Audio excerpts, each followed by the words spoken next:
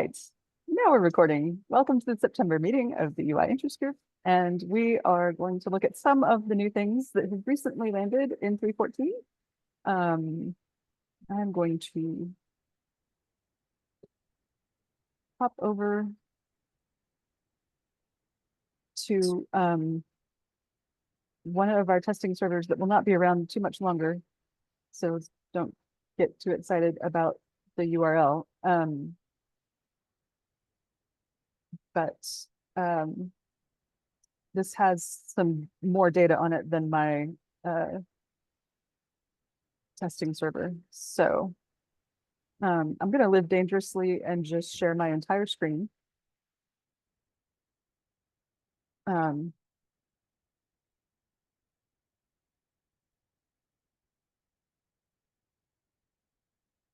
Okay.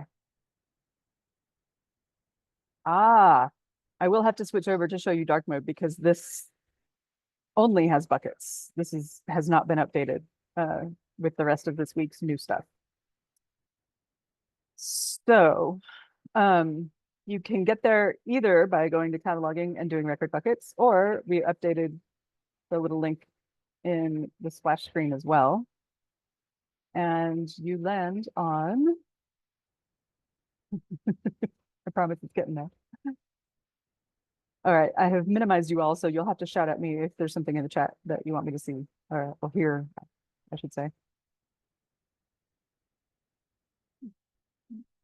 This poor server. Did we kill it?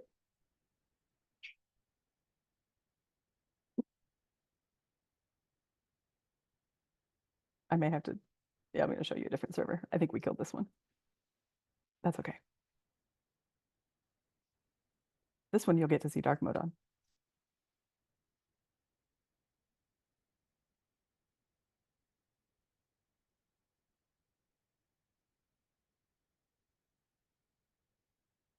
Or have I lost my internet connection? Can you all still hear me?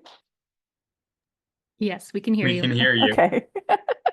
Nothing is connecting, so this is fun. Let me stop the share for just a second. Let me see if I can get anything to connect while I'm not sharing.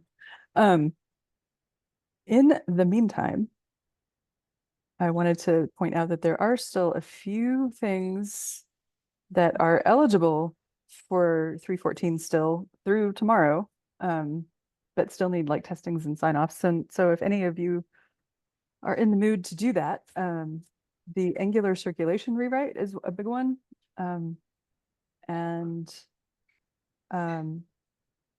Jennifer, we had talked about that one at some point, and you had pointed out a bunch of features that were still missing, and I was really confused. And then I realized that's because our contract didn't cover those. So there are things that are in the circulation menu that we haven't done yet, but the pieces that were there, we have fixed. And Jason has added notes and alerts. I think that was the messaging piece was the one that we did add that was new. Oh God, okay, the server has finally come up. It's just incredibly slow.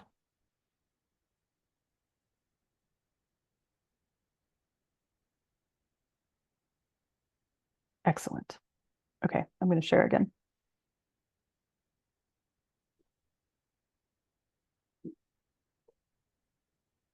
Okay, so we're in dark mode at the moment, which is a little bit too dark. It's actually kind of harsh. So at some point, I'm going to have to go back and lighten all of this up a little bit, but it's pretty smooth. Just so you all don't, well, here, I'll poke around for a second in dark mode, just to show that off first.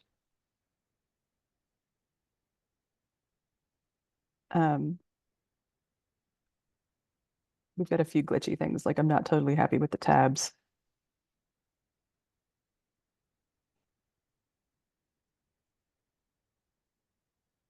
It looks nice.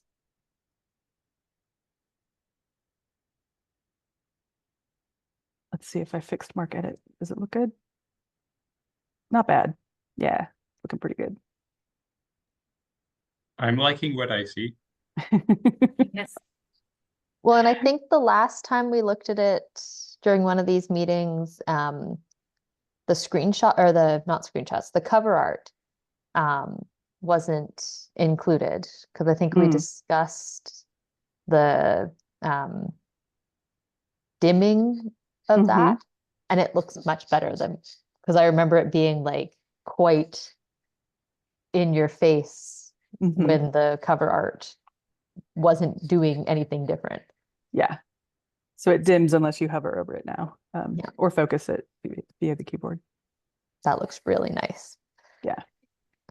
Oh, I do have something funky on here. So you will see that these new window arrows are here. I do have something in the middle of testing on this server. So um, let me shoot. I'm going to have to pop over to the other server.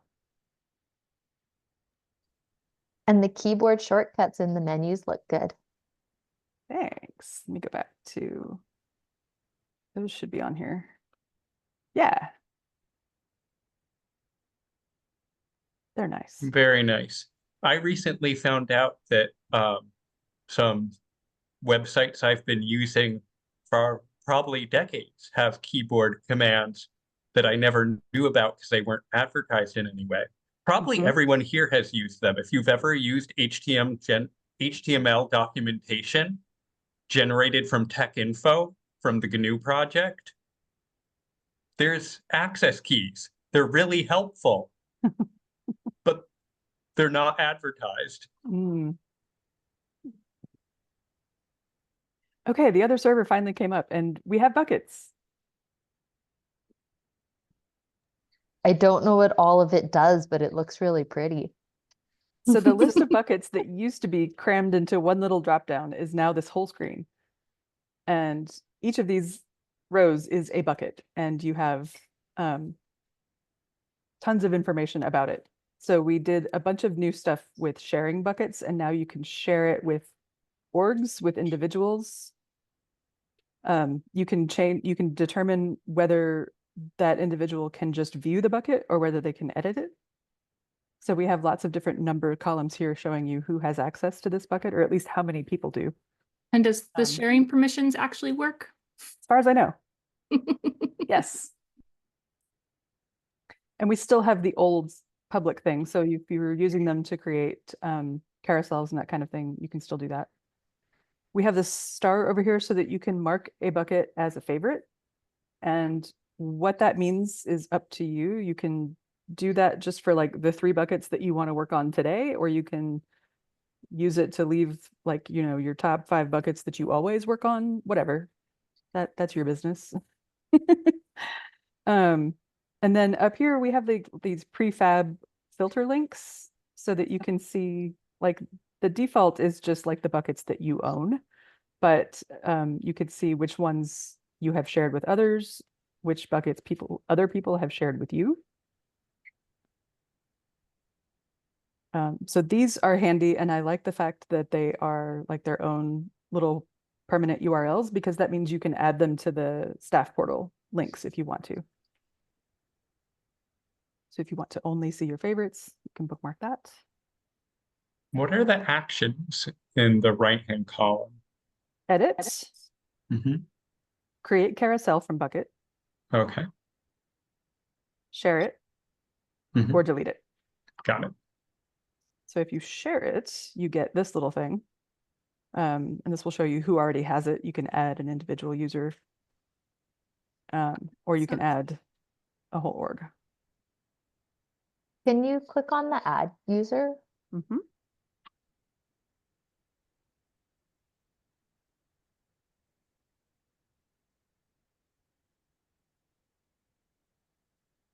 Whoops. Why did it do that? That was unexpected. Sorry, let me try that again.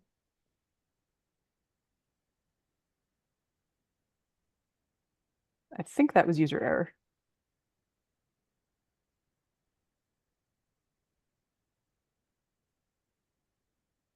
Maybe. Oh, I think you might Oh, have accidentally clicked on the barcode or the name. mm-hmm. I do that all the time when I'm using the bookings module. And Um, sometimes it's fine because it opens in a new tab and sometimes it replaces what I'm working on. Yep.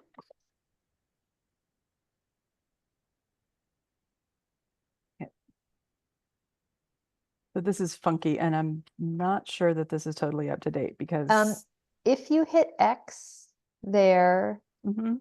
and then just hit select at the bottom, That's what I did before. Oh, here we go. because I think that add Mm. users to bucket is actually the user buckets coming in.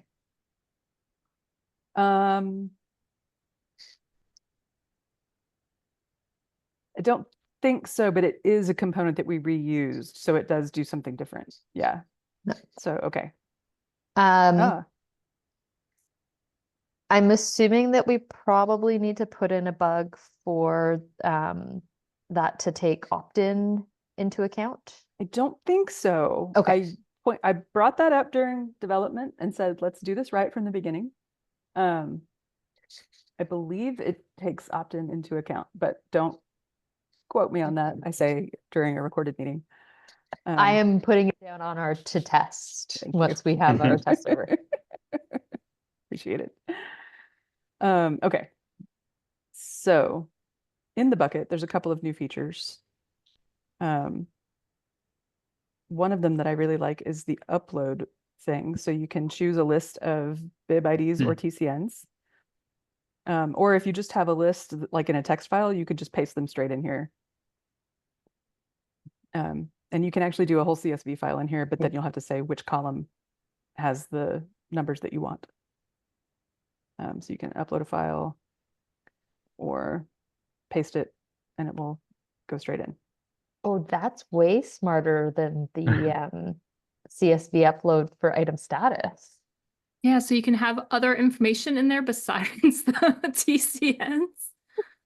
And we'll just I'm ignore so it. Like you just tell excited. us which column has the TCNs and the rest of it we'll just ditch. It's beautiful.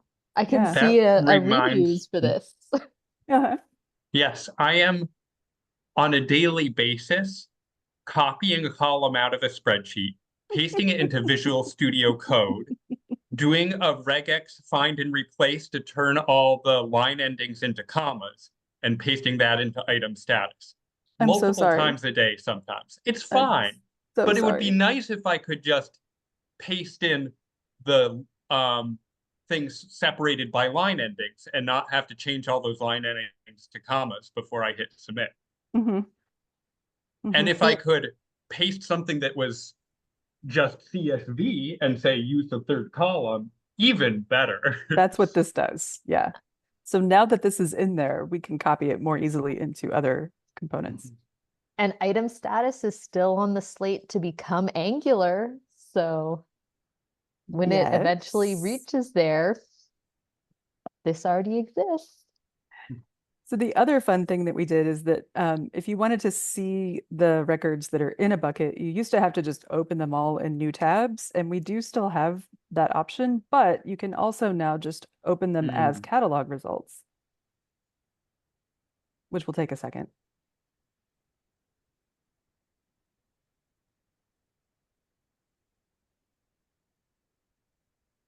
Jeopardy theme music playing. Great. So this is just a catalog search that is limited to those 3 record IDs that I picked.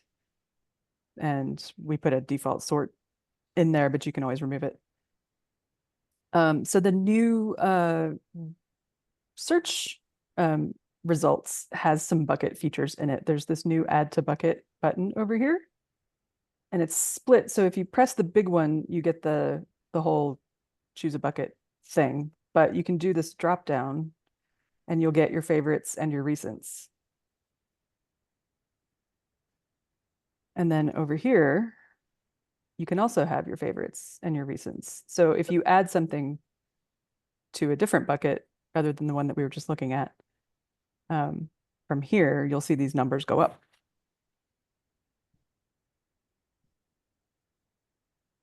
Like so. Ooh, that's cool. I thought about making these drag and drop, but then I realized like there was no good drag handle here, except maybe the cover art, which is missing in a lot of cases. So we'll think about Well, that for a future improvement. and the cover art also, if you click on it, is a link that opens it bigger. Hmm. which I often wish it worked, I have to say. Let's file Because that because I agree. most of the time when I click on it, it's by mistake, and then I need Mhm. to go back where I meant to be. I think we should have like a small text link underneath that says, open bigger or something like that. Yeah, I'm I would generally support aiming that. for start or previous on a record, which are right below it, Hmm.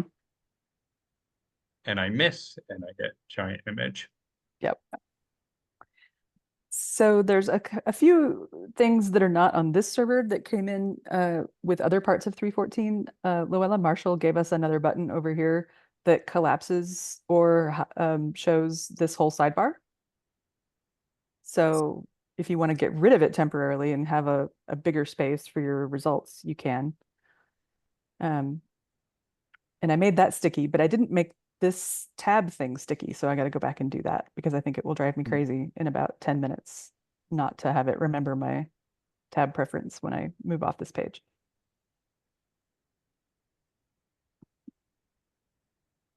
I think that's about it for buckets. Does anybody have anything specific they are thinking about that they want to see?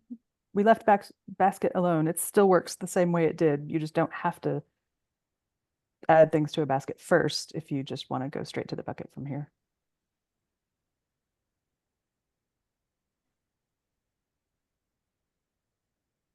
Is it any different in the record? Mm-mm. Okay. All the same. Well, just because is it under other actions that it lives? The add to bucket? Yeah. Mm-hmm. And it pulls up the big menu is what I call it. One thing I did sneak a couple of UI changes in here. One of them is that this toolbar now looks the same as it does in AngularJS everywhere. So the buttons are no longer separated. When we have actions, it's the word actions and not the little check mark list icon. And I really Um, like it being the gear instead of the tiny arrow. Mm-hmm. So that is kind of fixed everywhere. And I got rid of the big blue titles, which I think is probably going to make some people angry, but um, I have I have a plan. There's a method to my madness.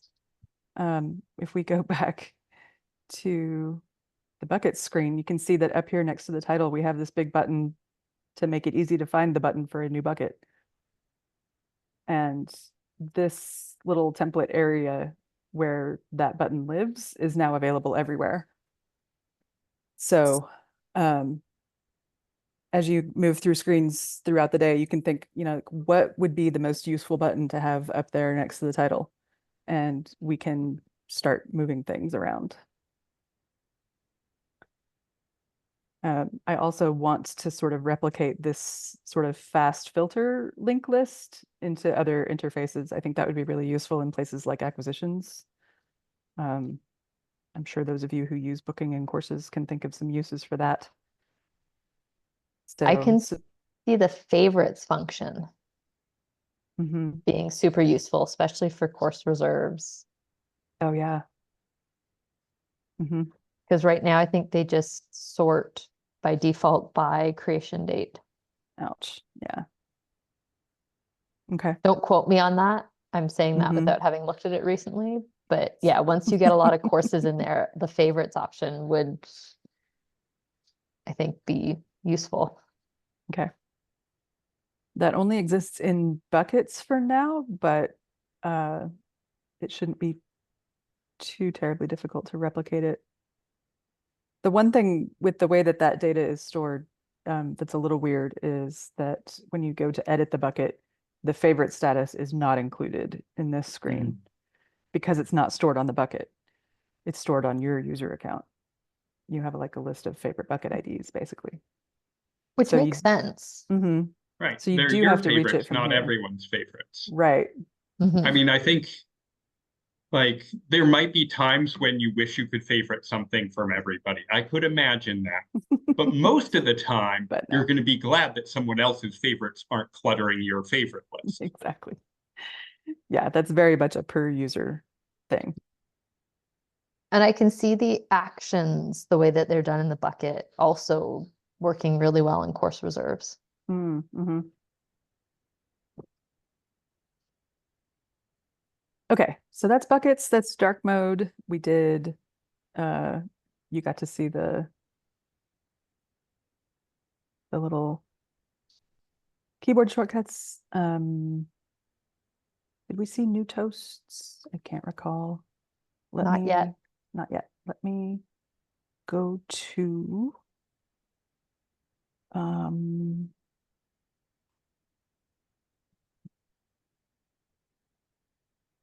me go to my search preferences, and I'm just going to toggle something really quick.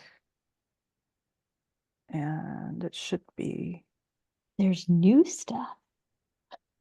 Okay, so that's what the toast looks like in dark mode. It's going to hang around a lot longer. Oh, thank goodness. Mhm. It's really hard to take screenshots of toasts. Yes, it is. So they hang around for 10 seconds by default now, and you have a user setting that you can set them to go longer. Ooh. Let like me that. switch to light mode real quick. Sorry if I'm blinding you by switching quickly. All right, I'm going to toggle that one back off so you can see it has a shadow now. It's a little bit Ooh. easier to pick out from Mhm. its surroundings. The other thing that's different is that it also logs itself to your console. Nice. So I'm going to turn off everything except info, which is the piece that we use for that. So it gives you the time and as much information as the toast component has, which is usually not much. So I wanted to bring that up because we had talked previously about error messages and the fact that some errors do include a longer description, but that isn't passed to the toast component. So now that this displays differently, I think we can revisit that and pass in some more information. And even if it doesn't show up in the little green box or whatever color it is, we can log it here. And you can always go to your console if you need more information about what happened. I think we also need to rewrite these to be more specific about what just happened. Like this one doesn't say which setting was updated, which, or like what the new value is, which would be great to have here. And are the new settings there in Mhm. 3.14 or just on the test server? They're there in 3.14. Yay! Yep. Add that to the list. Now, what did we do with, we changed the toast thing. So it is not a user setting because we don't have a UI for user settings. We made it an org unit setting. So you'll have to go change it for everyone at your org unit if you want it to be longer. But if you're doing screenshots, that might be a worthwhile thing to do.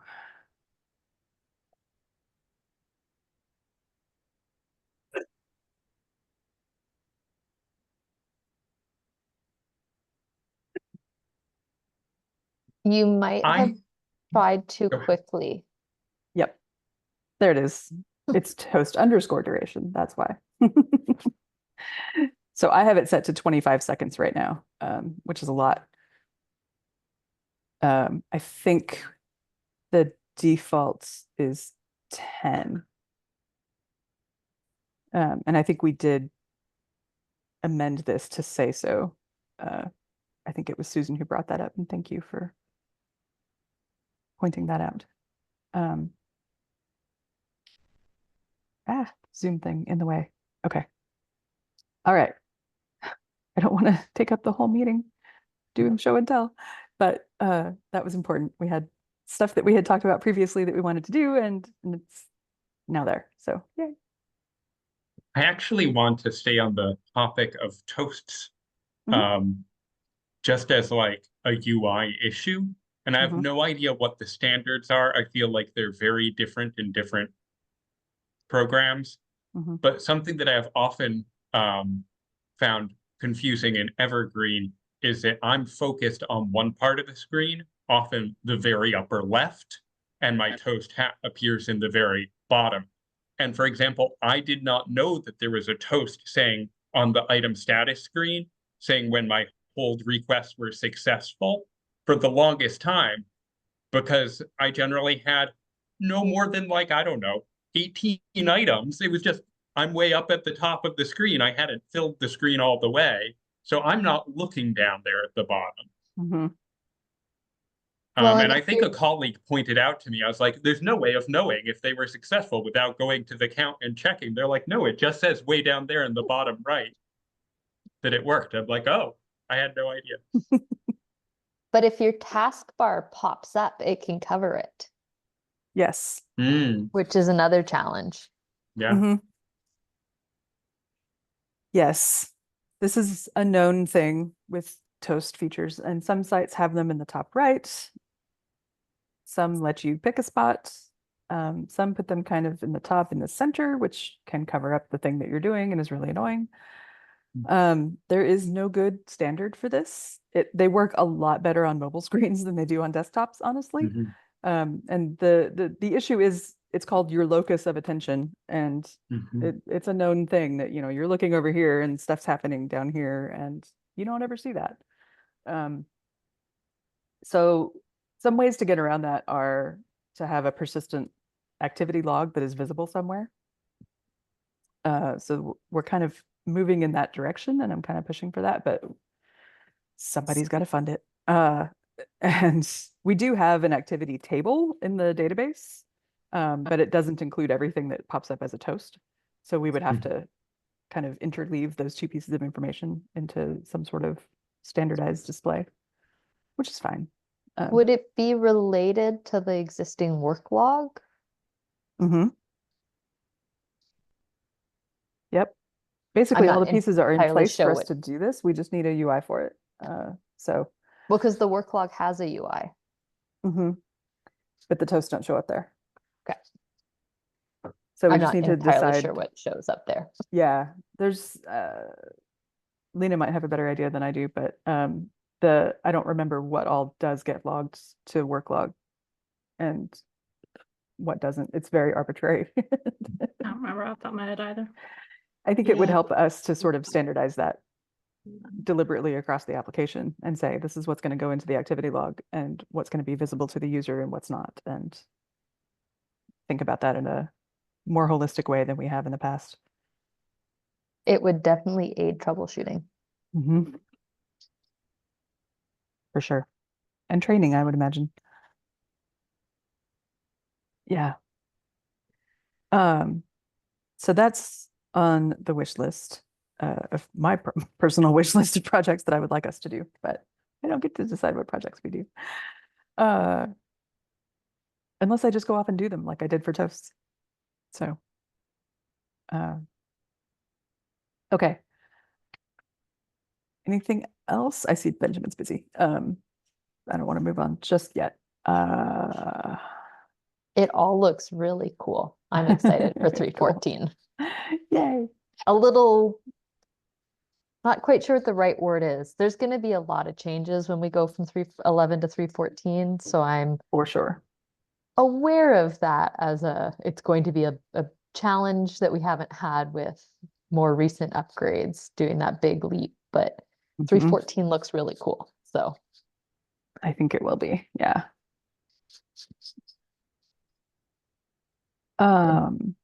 beta should be coming out early mid October, I think, according Something to like the that. String freeze is Friday, so we give the translators a week or so to get things updated, and I believe so that would be next Friday, and I think the following Monday, somewhere in there, if I'm remembering correctly, um, is the plan. yay. Okay. And then we'll all be high. Yeah. So I have some stuff that I have in mind for UI projects to discuss at Hackaway. I will bring those to you all next month because it was such a whirlwind getting things finished this week that I haven't quite put them together yet. But I can show you a user style sheet. So that was what I wanted to show you all today. And Jennifer has already seen this because we talked about it, I think, in testing. We were testing a project and needed a way to make some invisible accessibility changes more obvious so you could see what was going on. And I said, well, we can just use a user style sheet. And everybody said, what's that? I was like, oh, this is an old internet person thing. Way back in the day, every browser had a really easy way to create your own style sheets and apply them to whatever site you were looking at.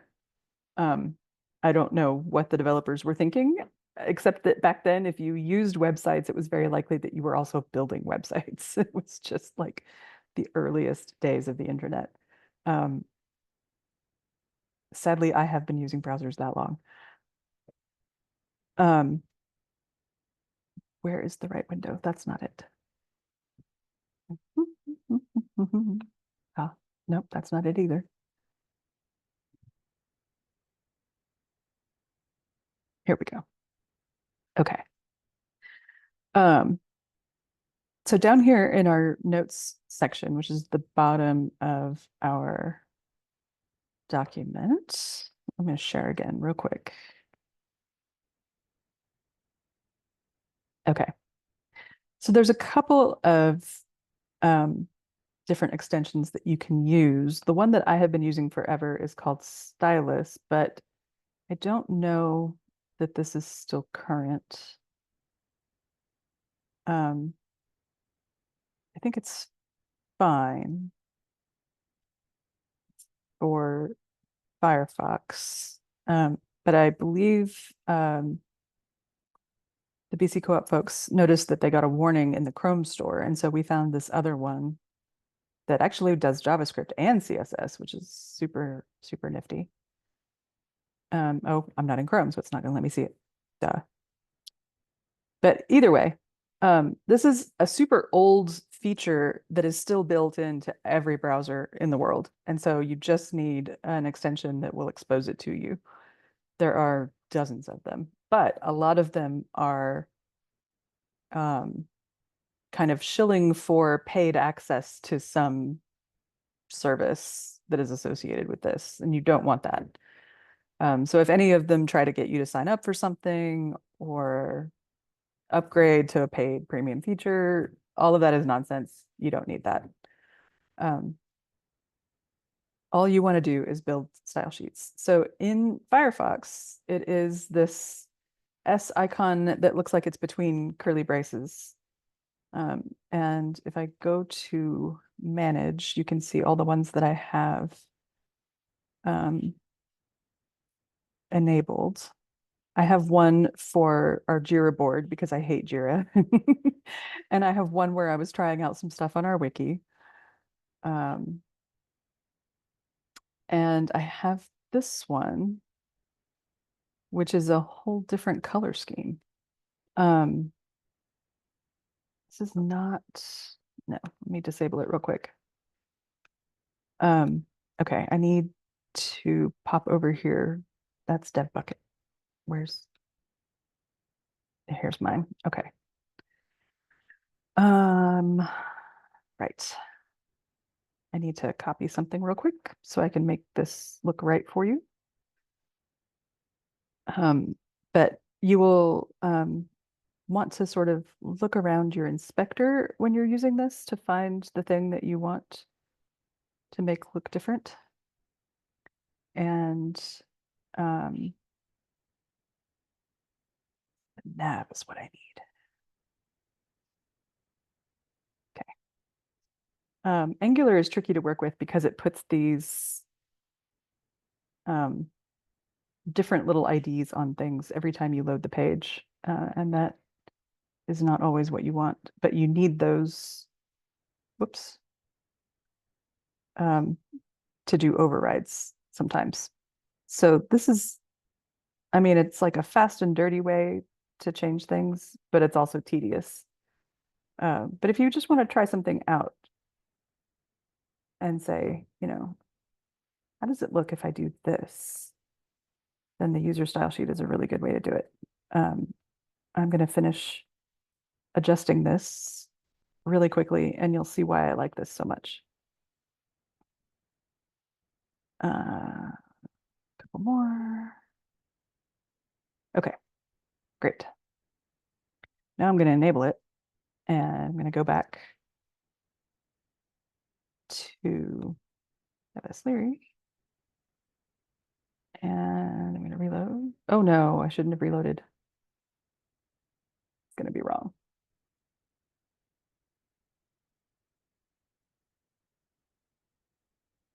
That wasn't what I wanted to do.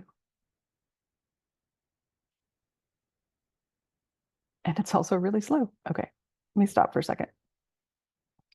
The point of the, I'm sorry, Jennifer, you're muted. Sorry, I was just gonna say, it looked like your other tab that was on that server was doing things, and Mhm. it kind of looks to me like when Chrome kicks me out. So I don't know if it was just crashing. It's not crashing, it's just slow.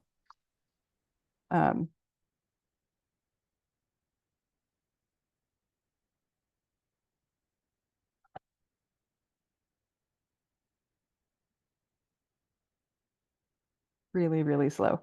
It does not like trying to load anything while I'm talking on camera. I'll switch over in a second and show you the style sheet that we created for accessibility testing. The point of this is just to try out different CSS. And you can use it on an ongoing basis. Like I have some sites where I just leave my user style sheet enabled at all times because I hate the site and I wanted to tweak it. And then it drives me crazy when I'm visiting it from a computer that doesn't have my personalized style sheet on it. But okay, we're back. We're just super slow. Um,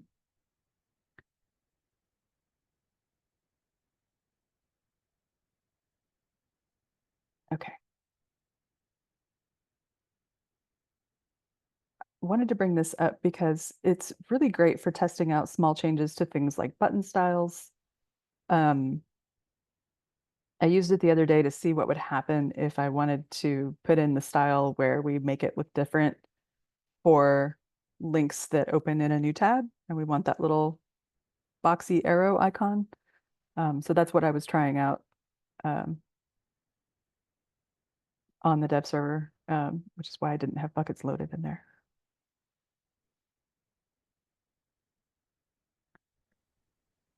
I use this all the time when I'm just kind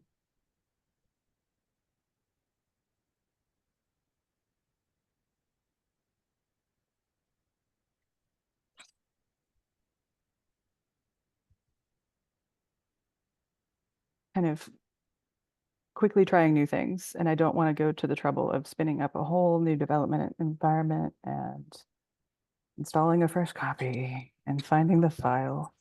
I'm like, I'm just gonna pop open my user style sheet real quick and override the CSS and see how this looks. But like I said, it can be tricky in Angular because it's constantly changing.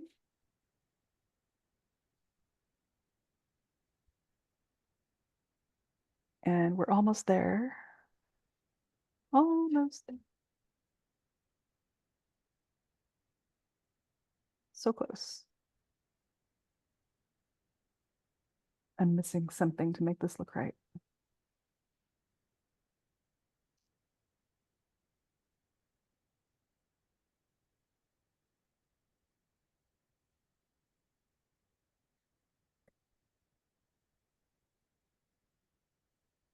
Okay.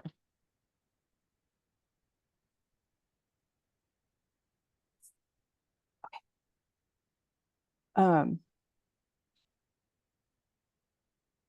whoa.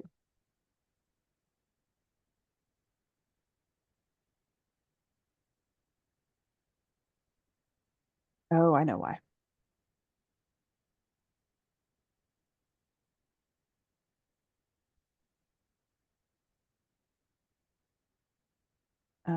Let me show you the one that we used for testing. Oh,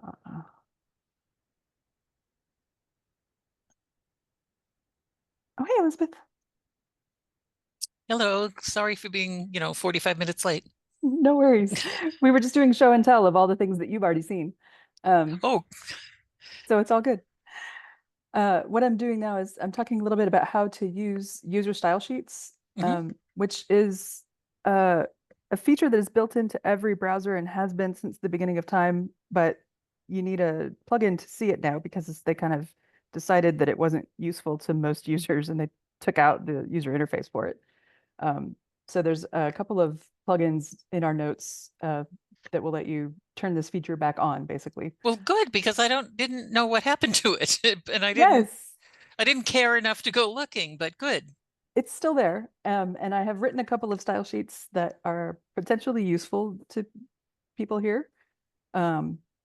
This one is fun.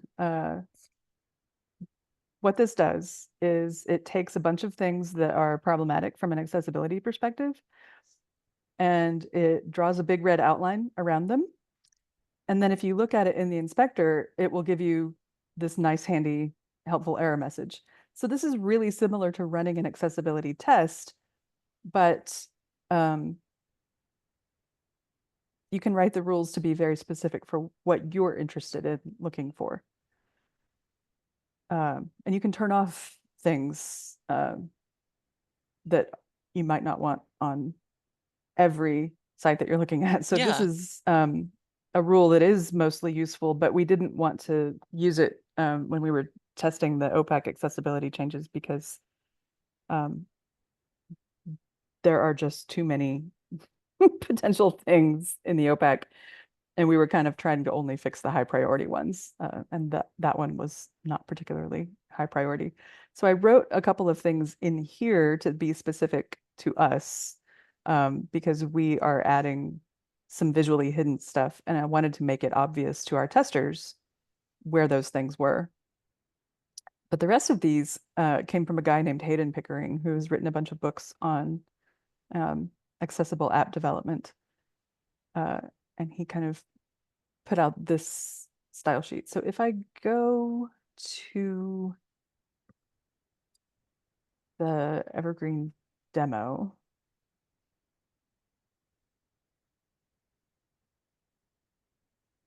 and I am just going to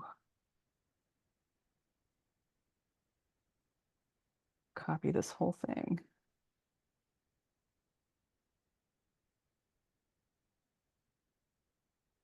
And this is the stylus plugin. So you can see I have things here that are specific to different URLs, but you can create a new one that is not scoped to any particular site. And I gave this one to Jane, and she used it. She didn't scope it to any particular site. She just kind of, so when you write a new one, you can say like, I want to write a new style, for the specific subdirectory or the whole domain or just the subdomain.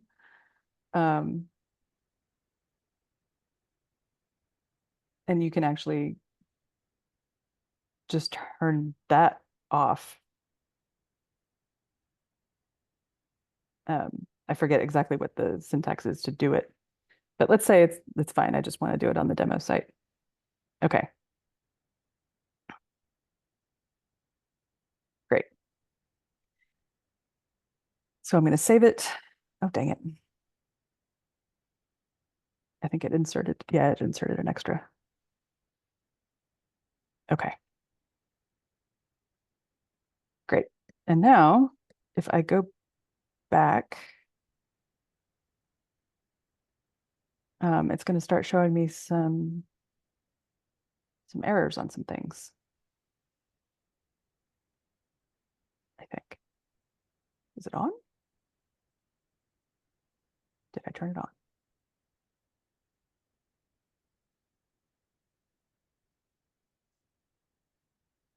I did. Okay. I need to show more details. Okay. Right. So it is highlighting this table in red because it's a table inside another table. If I just wanted to see all the tables on this page so I can see what the problems are, I'm going to change my selector. Okay, now I can see that's because all of this is a table and then this is another table inside of it. That's why I'm having issues. So that's an accessibility problem. That's why it's in red. And if I inspect this,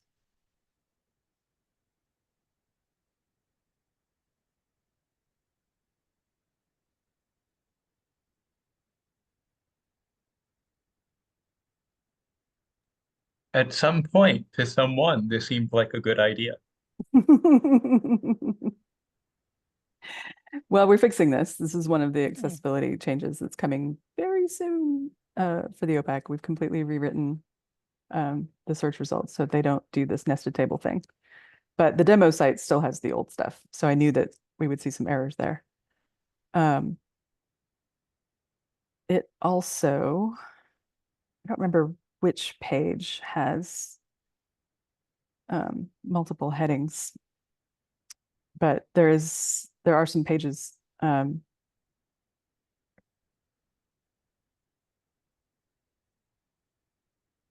in the, I didn't realize that was already broken. I thought I had broken it. No, it was like that. There are some pages in the OPAC that had multiple heading ones, which is a no-no. And so this style sheet outlines those in blue, which makes Could that, makes it. sorry, I was just gonna say, could that be the like if you go into the search results, might Possibly. that be where it is? Yeah. I think you're right. Let me go to one of the detail pages. So what I'm getting at is this style sheet thing is useful in multiple contexts. You can use it for diagnostics, or you can just use it to change things. Now that's assuming, of course, that you know a little bit of CSS, but I think many of you do. So, I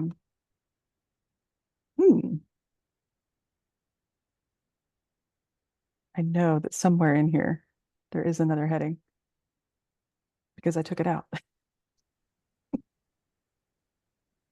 Oof, more tables. Love those tables.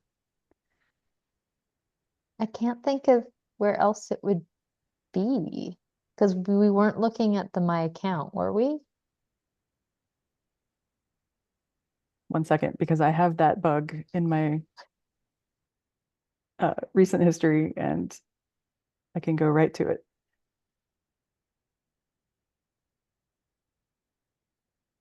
This might be in the staff client though. Nope. This is in the OPAC.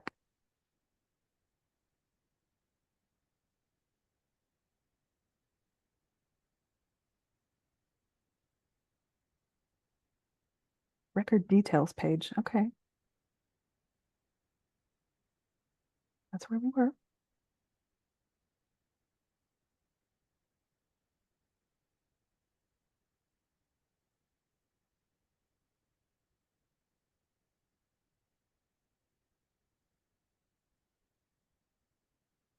We're running out of time, so I don't want to spend too much time debugging this. But so I had written that rule not to call out the first heading one on the page, but to call out the second one. And so if I wanted to just see where they all are, I would just take out the specifics there. just to show all of them so I could decide which one I want. I'm going to stop the share. Does that make sense? Okay. I It's hope that very that's neat. awesome. Yeah, and I remember using this some project, but it was a few years ago, Mhm. which means it was probably several years ago. And it was fun to use the user style sheet to highlight the very last thing you'd actually want to highlight, and really, that to really make things stand out, so you knew exactly where you were and what you were doing. That's great. Mhm.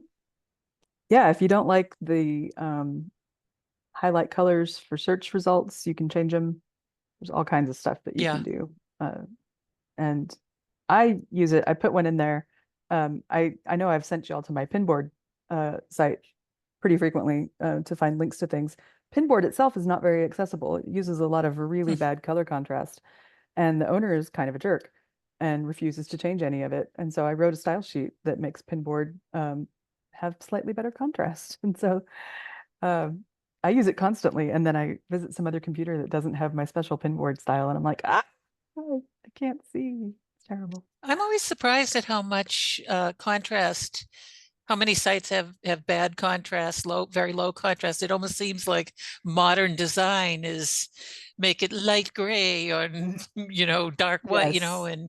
and it seems to me that contrast should be one of the easier things to fix. But yeah, it annoys me a lot. It is one of the easiest things to fix is when you have complete control over both the foreground and the background element. But when you work in a granular component system like we do, and one person is writing one piece and then another person is in charge of the background, you do get situations where you didn't expect your content to Yeah. be in the spot where it is. And CSS is doing a lot to work around that and to put in some automatic functions that you can use to say pick black or white, whichever is the most appropriate for adequate contrast in this scenario. But none of that is supported in browsers yet. So that's all coming in a few years. But no, it's just because most designers don't know that accessibility is a requirement. And so they don't ever test their contrast. And yes, there was a huge trend for light gray Yeah. like 15 years ago, and it has persisted. Right. So I was going to show you a quick sneak peek, but I'll save it for next time. I have some ideas of where to go with the UI from here and what I would like to do with it in 4.0.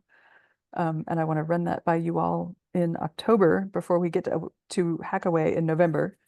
And then I wanted to remind you all that the list for discussion topics at Hackaway is open, and you can add to it, even if you're not planning to be there. If you want to have a Zoom session, put it on there. I haven't put anything specific to the UI group on there yet, but I definitely will.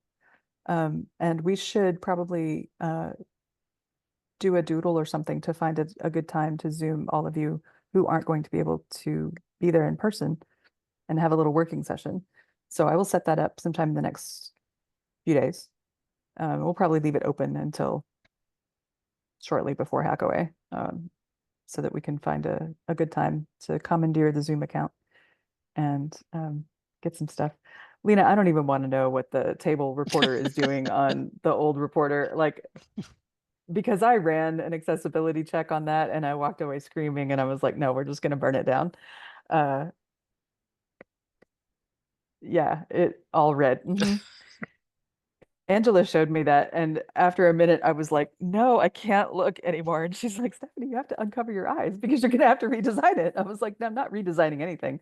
I'm walking away from that. We're going to start with something new. But yeah, it is. That tool is hilarious to use. And that's why Jane emailed me a few days later and she was like, I left this on and it's ruined websites for me. There's so many tables everywhere. And I was like, yeah, now you see how I see things. It's like seeing things in Stephanie mode. All right.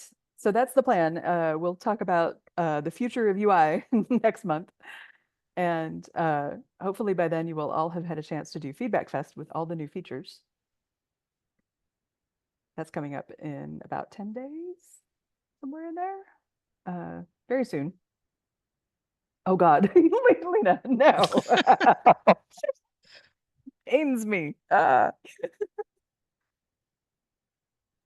mean, it makes the page consistent. It does. It does. Oh, Well, yeah. All right. Thank you all. Sorry, my demos were super slow today. That happens sometimes. I will see you around Feedback Fest. And let me stop the recording. Goodbye, YouTube people. thank you. As we're